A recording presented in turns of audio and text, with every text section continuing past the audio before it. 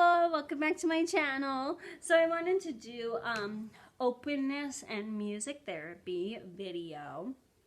I kind of go into more detail about openness and sexuality in music therapy sessions because that's kind of like its own little entity, and it sort of dives into your religion sometimes. So anyway, that's a separate entity, but today we're just going to talk about openness in music therapy in general. So why don't we start? So first, I guess like straight off the bat, I personally am a very open person. I'm very optimistic. I'm very positive. I'm very bubbly. Do I get in fights with people? Yes. Do I get sad? Yes. There was somebody spread this rumor around in high school that my family, like, we never fight because we're always so positive and optimistic and happy. That is not true. We fight because everybody is human and that's the way it is. But my family are like, my father is not open. He is an old dog that you can't teach new tricks. But my mother, on the other hand, she's very open. She's very, she likes experiencing new things when she travels. Like when we went to Italy, she just took it all in, and like she became Italian because we were in Italy. You know what I'm saying? Like she's very open-minded, and I feel like I get that from her. So naturally, I'm optimistic and open-minded. But in terms of music therapy, it's especially important to be that way. And a lot of times people in my daily life that like I don't work with, like people that I've dated, people that I've hung out with, they don't really understand the like why I need to be open, why it's important. Sometimes I've gotten some people that have been like, I don't understand why this doesn't bother you. And it's just like, at this point, like anything goes. And I'm going to give you guys a little brief story. So during my internship, I was at a hospital for, it was complex physical disorders and mental disorders. And these clients, like, it was a shocker because I walked in, because you always like, oh, you envision people with cerebral palsy, you know, like, oh, I knew a lot of people with cerebral palsy, you know, but you never would have really known that they had it. But no, these clients, like the ones that had cerebral palsy, like they were in wheelchairs. A lot of them had the bands so that way they didn't hurt themselves if, like, you know, they were quadriplegic and they couldn't control their extremities. And a lot of people, they couldn't talk. They used to like, oh my gosh, it was such a cultural shock to like see individuals that were older, smart, individuals that accomplished things because, like, you know, they did art projects, they composed music, they made, like, they, you know, they did things, they just used adaptive equipment. So it was very interesting though to see that population and to see them succeed. And I don't think there would have been anything like no reading, no shadowing that would have been able to help me prepare for that moment. But once I experienced that moment, once I felt comfortable, once I started to know the clientele and started to know how to service them properly, then anything after that, like anything goes, you know, like somebody throws up. All right, great. You know, somebody has a feeding tube. Okay, great. Somebody's in a wheelchair. Okay, great. It doesn't faze me anymore because I saw the worst of the worst and I coped with that like stardom, and I worked through it, and I learned a lot about working with populations that are, you know, unique and definitely need assistance. So from that experience alone, I felt like I was ready to sort of handle anything, and I really was. I mean, one time my man ended up getting sick, and I helped him, right, in the bathroom, and the poor thing was so embarrassed, and he was like, oh my gosh, this is so embarrassing. I was like, it is not embarrassing, like, and you know, oh, it smells, oh, it's gross, oh, blah blah blah. And I'm like, listen, I've seen it all. It doesn't faze me. And that's exactly like what needs to happen in order for you to be a good music therapist and a good person overall. Because then, you know, you can help your mother throwing up that Permanente brother sandwich and it doesn't faze you, you know? So anyway, moving on, openness as a music therapist. So the number one thing, and you got to think about it from a client's perspective, and that's why I have a therapist going to therapy on my channel. So you really want to think about this from the client's standpoint. So a lot of these clients who are in facilities, you know, they feel like they've lost everything, you know, like they feel like if you're in a nursing home, a lot of those clients, they live their life, and most, or at least the nursing homes I worked in were very nice facilities. So these clients, they had like wonderful lives, wonderful careers, really smart, top of the notch, you know, and then now they're in a nursing home and it's all over, you know, their life's downhill from now. Traumatic brain injury, that was another one where it was just like, oh, my life was going so great, and then all of a sudden everything changed. Sometimes I get that when you work with there's kind of a controversy. I should talk about this in another video, about the controversy between like being born with a disability and acquiring a disability. But even individuals that are born with a disability, I've noticed that they sometimes cope worse, sometimes, contrary to popular belief. And those individuals as well, like, oh, I can't do anything. Oh, I have a disability. I can't be good at anything. And so a lot of times the clients are in this negative mindset. And plus you have to remember that they've heard a lot, like, you know, oh, there's something wrong with you. Oh, you need help. Oh, do you need help? Do you need me? You know, like a lot of times people sort of have talked down to them over time prior to you arriving. So from the client's perspective, they feel like a disservice to society. They feel like, oh my God, like, you know, I can't do anything right. I'm done, you know, I give up. So when you walk in there, first of all, you're talented because you're a musician, and like that usually draws people in.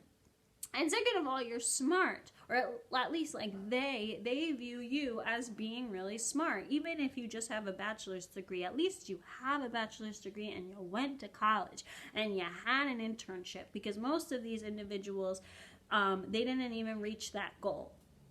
So you're smart, you know, you're talented, you're beautiful, you're handsome, and then they look at you and they're like, oh, this person's so out of my league, so out of my friend group, like, they're never gonna care for me, they're just gonna think I need help, you know, they're just gonna treat me like everybody else is. But the thing is that you want to be there, you want to support them, you want to take them on the journey to be a better self person. That's the whole point of being a music therapist. You provide them with joy, you help them reach their goals, and everybody wins. So that's the thing, is the clients are looking to you for guidance. They're looking at you to accept them for who they are. They're looking at you to build them up. And I actually really enjoy building up my clients. Like, sometimes some of these clients, like, they really, you know, they didn't live that long, especially in acquired brain injury. There were a lot of people, I would be working with them when they were 30, but they acquired their injury when they were 6. So it was like they didn't really have that much time, right? But I love, like, building them up and being like, you know, it's so, you know, your life is great. And in some cases, like, their life really is great. Like, oh, they have a great personal caretaker, they have a great family, they're living in a great facility, you know, all those things I had one client who used to order out like once a week for lunch. I thought that was a wonderful thing, and like that's what she did to treat herself. And I thought that that was something that should be brought up. Like, you know, did you think about this? Because that's actually really smart to treat yourself once a week. Most people don't even think about that, you know, and they start to go about their week and not treat themselves, and then they get sad, and you're already like one step ahead. So even little things like that, I love building clients up. I think it's a lot of fun, and it makes them happy, it makes you happy, everybody wins. So, but the thing is that with music therapy is you deal with a lot of stuff all day long. So like, you don't necessarily deal with death in particular, depending on the setting, but like for, you know, it's nothing really like sad. I mean, sometimes it can be sad, especially if you're working with younger kids or teens and their families don't care about them. But like, you're not necessarily dealing with like, oh, open heart surgery, and you know, this person might live and they might die, and I gotta tell the family either way. You know what I mean? Like, it's nothing that serious. But there are sad things that happen, and there are clients that you work with that are just like, you're not ready for it because you're not like, you don't know of the population. So it's really important to be open, and it's very important to not be judgmental, because that's only going to harm the therapeutic process. It's only going to harm the patient therapy relationship, building rapport, and it's going to make it harder for you to succeed and help the client succeed. I'll give you a little story about, I guess, judgment per se. So this is kind of a little tea time, sort of, but it pertains to the story. So, anyway, so when I go to the gym, I go hardcore, right? And I do a little bit of everything: weightlifting, cardio, abs. Now, I was dating this guy at a time. We can call him a gentleman caller, and he naturally had a nice body. But he never worked for it, and he would go on the treadmill for maybe 20 minutes, and then he would like weightlift for like maybe 20 minutes, and when he weightlifted, it wasn't proper weightlifting. It was just like, I don't know, the things that people... Going to the gym is it's very fun to people watch at the gym. Let me just put it out there, because there's a lot of people that don't do things right, that think they're all tough and whatever. Anyway, but that's what was happening. Like, he wasn't really like, he wasn't activating the right muscle so he would activate like a different muscle because he was doing the activity wrong. Okay, now the point that I'm trying to say is that I could have corrected him, I could have helped him, I could have guided him. But I didn't. I just let him do his thing, because if I came up to him and I said something, then he probably would have gotten defensive, as most guys do. So we're going to use that example as when you talk to your clients. Like, they could be doing something like smoking, that they're not supposed to be doing, and they might tell you about it, or you might see them do it. Well, a normal person will probably go up to them, their friends, their family, their physicians: stop smoking, you're not supposed to. Stop doing the arm movement. Stop like doing the weights like you're not doing them correctly. And people, when you say that to people, even though you mean well, they take it like an attack. And a client especially, it just gets amplified, and then they get really defensive, and sometimes they'll start like acting violent. So you gotta pick your battles, especially with clients, but you gotta be open and mindful. Even if you're you're helping the client not smoke, you're trying to promote other activities they could be doing when they feel the urge to smoke, but you still see them smoking, you know, and it's annoying and it's frustrating, but you just gotta let it go, because if you go up to them and bring it up, then they're just gonna take it as an attack. If you run into them, you know, hey, how's it going? Just like you would for any other person. So, and then in the session, you know, oh, how has it been going with smoking? You know, do you feel the urge to do it? Oh, well, yesterday I did feel the urge to do it. Okay, let's build on that. How can we prevent it for next time? That would be more appropriate than yelling at them. And the same thing, the same exact example with my significant other experience. So moving on, taking the story to the next level, and this is important too. So my gentleman caller at the time, yes, I didn't comment on him weightlifting incorrectly, but he decided to comment on literally everything I was doing at the gym. Oh, Megan, you're so little. You don't need to go hardcore at the gym. Judge, judge, judge, judge, yell, yell, yell, You know how sometimes people say things and then, you stop actually processing what they're saying and all you hear is yelling or all you hear is judgment. So that's like all you hear. That's exactly what would happen. Now, that's happened to me with clients before. Well, they'll judge like you. And sometimes they say the most ridiculous things, but they do judge you.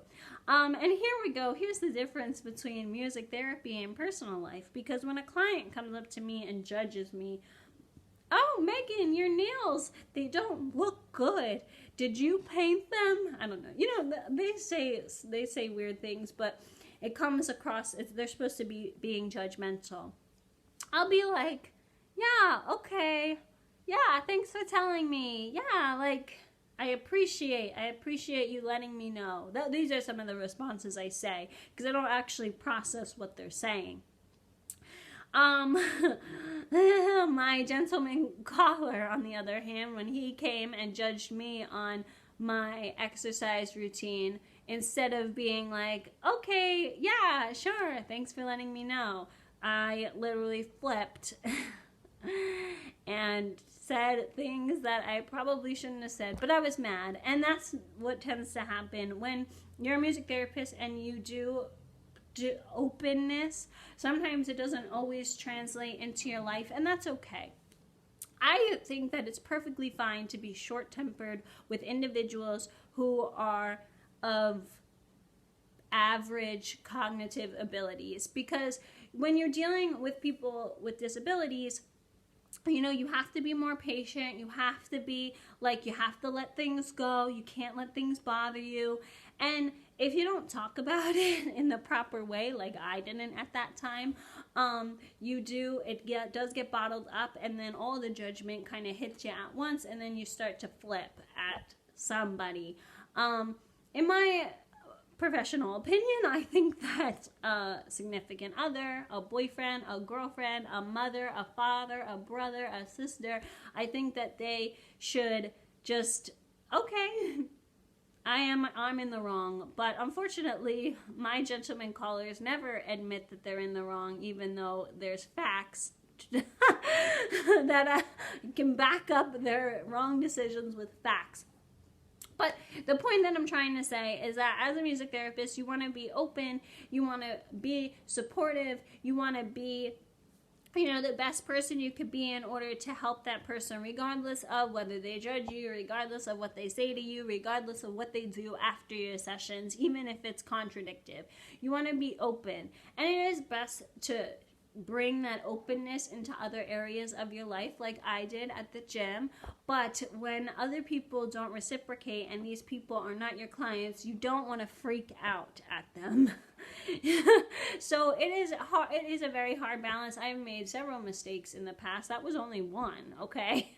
But I've made several mistakes in the past. And it's okay. And then you just go from there and you learn, like, okay, well, maybe I should talk to my supervisor about my issues with openness and how being open at work is actually harming my personal life, or vice versa, or oh, I'm struggling being open, like I'm really struggling being open about the way this client dresses, or the fact that like this client is getting pregnant and isn't married, or I don't know, the fact that this client does drugs, whatever the case may be.